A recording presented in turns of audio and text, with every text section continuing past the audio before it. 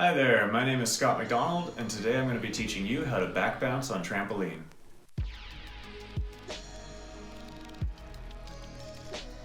Back bouncing is a super important fundamental skill in trampolining, and it opens the door to every single trick that takes off or lands on your back. It's a good way of saving yourself when you have to bail, and it also leads to a lot of other unexpected skills in other disciplines. If you've ever had neck or spine issues, I highly recommend consulting with a medical professional before you first start learning these. Even though these are a great way of stabilizing and strengthening your neck and back muscles, learning them unsupervised comes with a risk of injury, and it's better to train safe and responsibly. I'm going to be teaching and demonstrating this from a 7x14 foot competition trampoline, but the same technique applies whether you're on a backyard trampoline, a super tramp, or any other form of trampoline. Competitive trampoline beds, i.e. what you find at any gymnastics gym, are usually pretty abrasive, and so I recommend that you wear a t-shirt that covers your shoulders and your lower back, as these tend to get burnt by the bed. I also recommend removing any piercings before you get started, as having an earring get stuck in the trampoline bed while you leave the trampoline bed can turn into a gory mess pretty quickly. One final disclaimer before we get started: never ever put your arms behind yourself to try to break your fall. If things feel like they're going wrong, keep all arms and legs inside the vehicle and just fall on your back. The whole point of this is back bouncing, and if you put your arm behind yourself, you risk breaking your elbow, your wrist, or tearing your shoulder.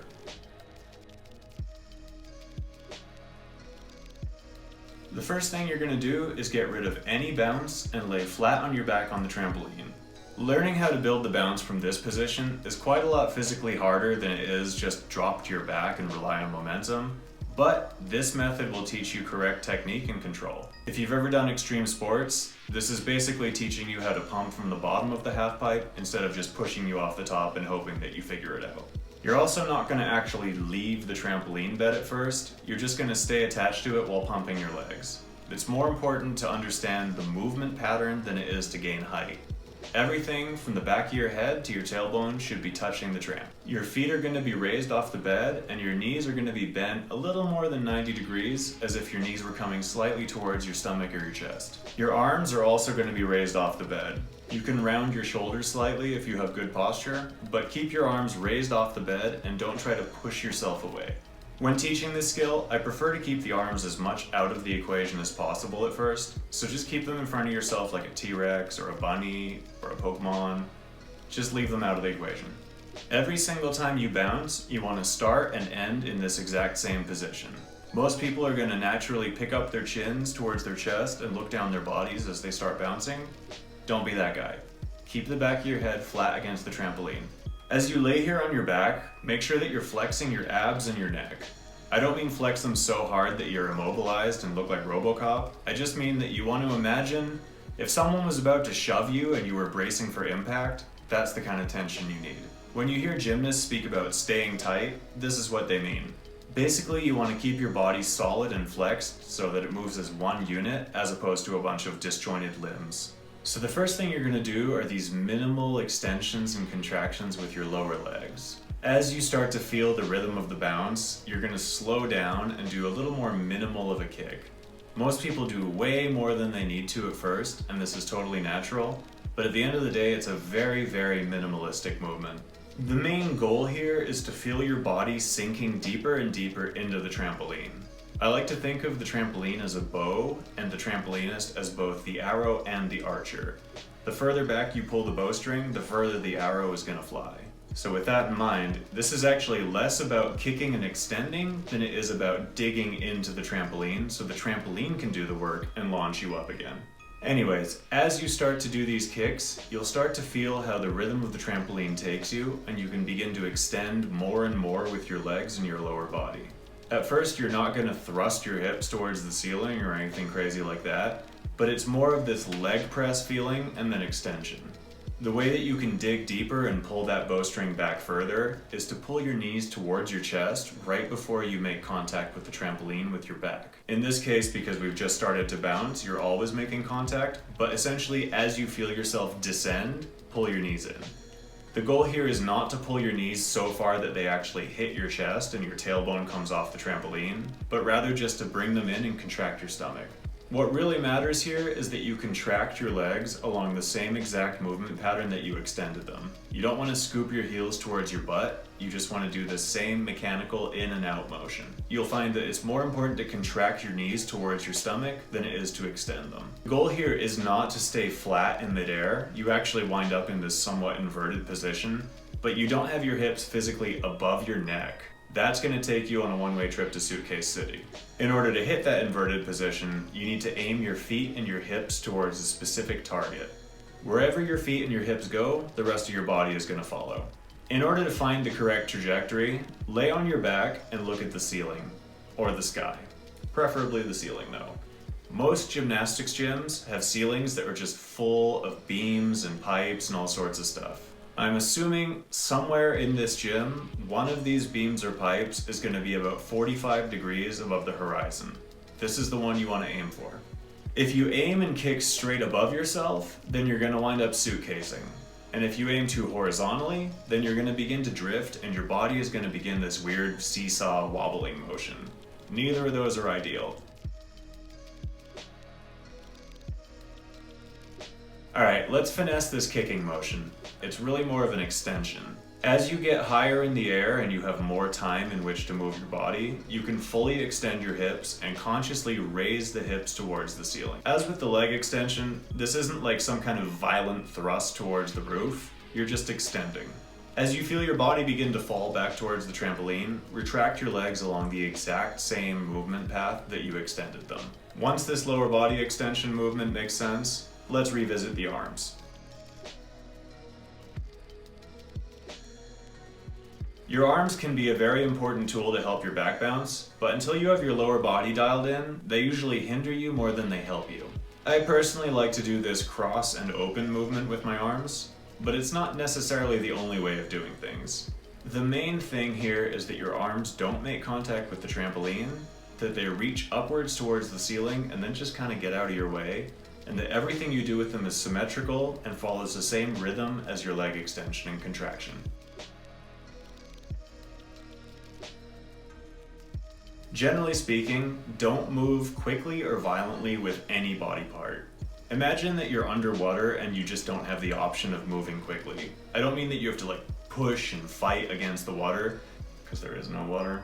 It's more that you're just moving gradually and slowly. The slower the trampoline you're on, the longer it's going to take you to dig into the bed and then to leave the bed again. The higher you're bouncing, the more you have to slow down every movement you make. Don't start kicking and extending until you've left the bed. If you try and kick too early, it's kind of like pulling back the bowstring and then just letting it go and throwing it on the ground and setting it on fire. You also don't want to start contracting too early. So you don't want to get to the apex of your jump and then just kind of back to this fetal position that you're going to land in. Wait until you're about to hit the trampoline before you start digging in with your knees. You may be sitting there thinking to yourself, Scott, if I can't see the trampoline, because it's behind you, how do I know when to start pulling my knees in? This is mostly a timing thing that you can base on your peripheral vision. If you're in a gym, there's probably a bunch of stuff around the trampoline. Try to get a gauge of where everything is in your visual field, and then rely on those. Try to see, okay, I'm about to hit the trampoline, I need to start contracting right now. As you get higher, it's going to be later and later, but it'll always be at the same moment relative to your surroundings. No matter what height you're at, no matter how much power you're giving, make sure you're always landing flat on your back and everything from your tailbone to your head hits simultaneously.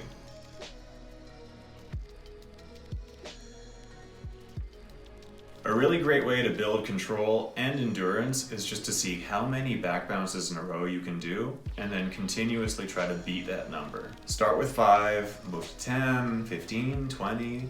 Once you can do 15 to 20 back bounces, you can pretty much do infinite back bounces, so do 100. You're gonna find that all your back bouncing becomes almost an automatic process, and at this point you can start to really tweak your technique. Another fun and somewhat terrifying drill you can try is to try to build as much height as you can. Do this gradually, do this safely, and rely on the peripheral vision gauges that you were using earlier on. Once this motion makes sense and you can just back bounce whenever you feel like, start trying it on different surfaces. You can do it on different trampolines, a power track, an air track, The floor. It works literally anywhere. You can also learn to build control and avoid potential issues by deliberately traveling up and down, side to side, and just moving around the trampoline using asymmetrical bouncing. I realize that if you're watching this video, you probably don't have a gymnastics coach available, but I'm going to say this anyways because it's a very useful drill. You can lay on your back and have a coach stand on the trampoline next to you and initiate the bounce and the rhythm so that you can feel it for yourself.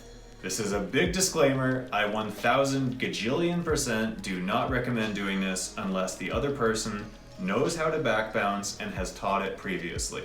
If they don't know what they're doing and you don't know what you're doing, you're kind of begging to get hurt. Don't be that guy.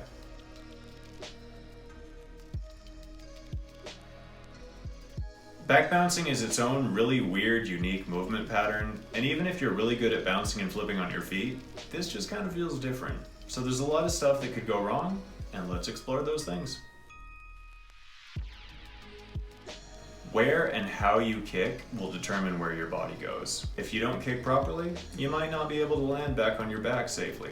The biggest thing I see everybody who's ever tried to learn to back bounce do, myself included, is scooping the heels back towards the butt when retracting the knees. Make sure that you're following the exact same motion you did to extend to retract. If you kick too vertically, you're either going to suitcase, you're going to move up towards the trampoline head first towards the springs in the frame, or you're gonna do both. Don't do it. If you kick too horizontally, then you're gonna wind up probably picking your chin up towards your chest, which in turn will make your body start to do this weird seesaw wobble, and you're also gonna travel butt first towards the springs. Don't do it. If you kick too early, or too late, or too violently, nothing's gonna happen. Violence is not the answer with back bouncing, but it will ensure that you just kind of haplessly flail around. The biggest issue I see with back bouncing with regards to the upper body is picking your chin up towards your chest. If you're used to falling on the floor, or if you're a stuntman and you're used to protecting your head, these are great habits to have for that. For this though, you want to make sure the back of your head makes contact with the trampoline. Make sure that you're not trying to physically push the trampoline away from yourself with your hands or your arms. Keep your arms in front of you until you're airborne. Also make sure you round your shoulders somewhat. Any form of reach that you do with your arms should happen below the plane of your shoulders. Try and aim for above your belly button or your hips. A lot of people learn by punching both their hands at the ceiling like they're hot rod. This doesn't really help. If you are a competitive trampolinist or gymnast and you're watching this thinking, wait, my coach taught me to land on my back with my arms extended straight over my head, they probably taught you that so that you couldn't pull your chin towards your chest without great strain and difficulty. However, having your arms straight above your head when you're on the trampoline means that A, you're gonna hit the trampoline with your hands and your arms, B, you're gonna tear both your shoulders as you leave the bed and your arms are pulled behind you, and C, it doesn't really lend itself to flipping off of your back. Also doing consecutive back bounces while oh wow, did you hear that?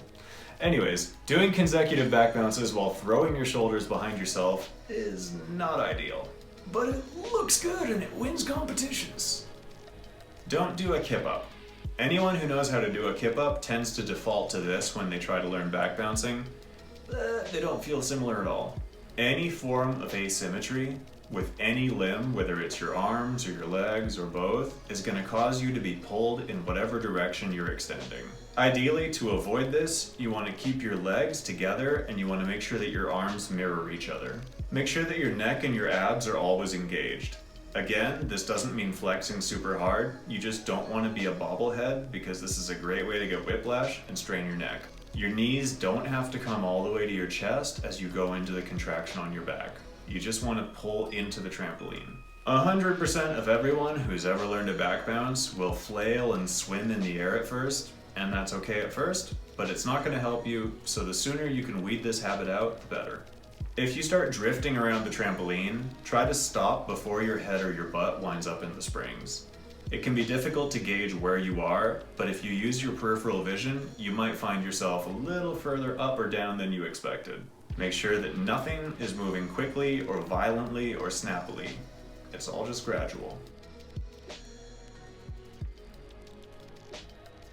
The motion is probably going to feel and look really awkward and useless at first, and that's okay. It totally did when I was learning, but if you stick with it for a few sessions, it'll start to click. One way that you can speed up this process tremendously though is to film yourself from multiple angles. There's a lot of stuff going on in a back bounce, and it can be really difficult to keep track of, okay, what's my angle of inversion? Where are my arms going? Where are my legs going? Filming helps you get an objective idea of what's going on, and then you can correct each individual problem as it comes up.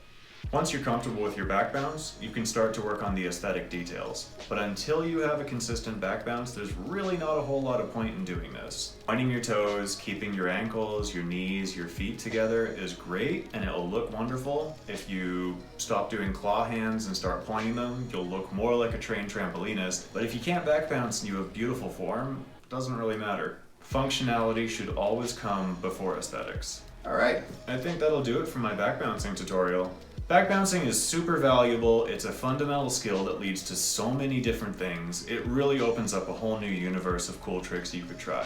This tutorial should equip you with all the knowledge you need to learn on your own, but if you have any questions, please leave them in the comments below. And don't forget to like, share, subscribe, and let me know if you have any requests for future tutorials. Happy training and good luck!